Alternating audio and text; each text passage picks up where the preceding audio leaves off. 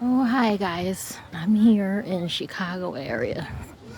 And today I came to a really interesting site, the Baha'i House of Worship. As many of you know, this is a really universal religion founded by a Persian prophet, very a long time ago. And it stemmed from the Islamic faith. And this prophet, his name is Baha'i, he founded that he got enlightened that the human race, humanity, is one.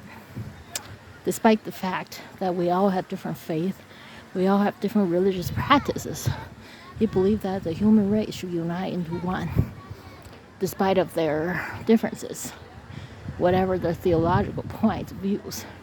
He feels there's some sort of a divine unity that's sort of covering all, basically. And this unity is really what's very important in creating, universal peace amongst human nations. Yeah, so here I am at the Baha'i House of Worship located in North America. So this is the place where it is center of the Baha'i believers. And I'm here in a garden prayers, as it's called. And this garden is meant for meditative purposes. I'm walking around, looking at the really beautiful geometric garden design, landscape.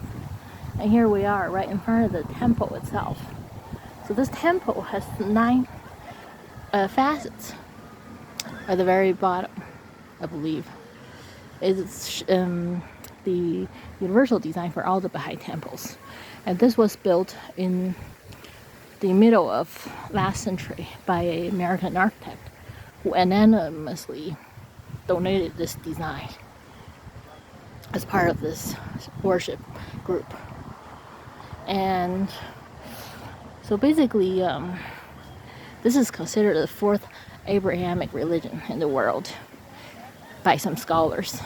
They're originally thought to be 3 major Abrahamic religions, meaning they stem from Abraham, the ancient ancestor of many Middle Eastern religions.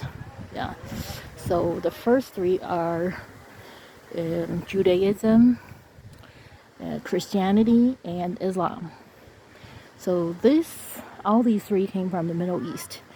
And this is considered a 4th by some scholars. Baha'u'llah himself, I don't know how to pronounce his name, but the prophet himself is from Persia originally. He's a nobility from Persia. And he suffered some persecutions, things, what have you called.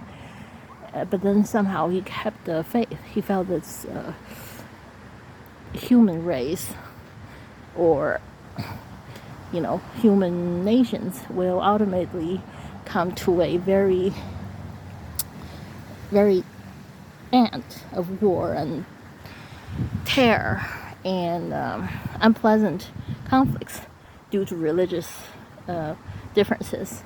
And he thought that the world at some point are all under one divine creator who created the universe.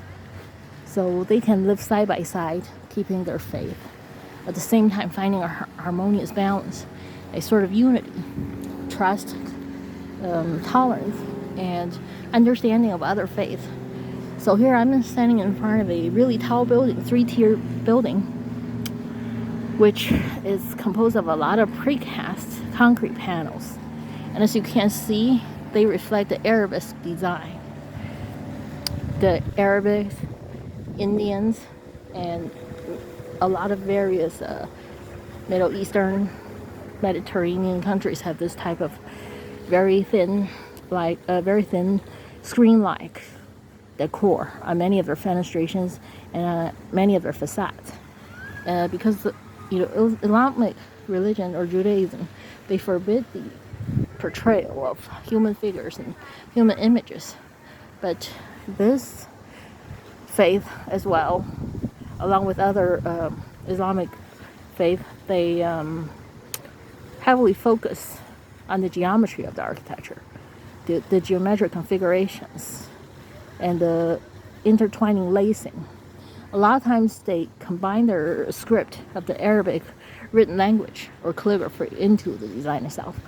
This was designed by American architects who was trained in the Beaux-Arts tradition. So as you can see, there's some imprints of that kind of that era, basically, of that era. So there's some European influences along with some Middle Eastern Indian influences from the Arabic world. So this is really a very interesting becoming, because it's a building designed for North America with the spirit of the original creators, of the prophet himself and the believers. And so basically what they are really promoting is world peace and unity, and all religion having some sort of equal respect for each other. Yeah. So in today's world, there's so much of the war, conflicts, ideological differences, religious differences, and really has gone too bad this day. So I think somehow this prophet, or many prophets like him, has really, longed for a world with very little internal conflicts.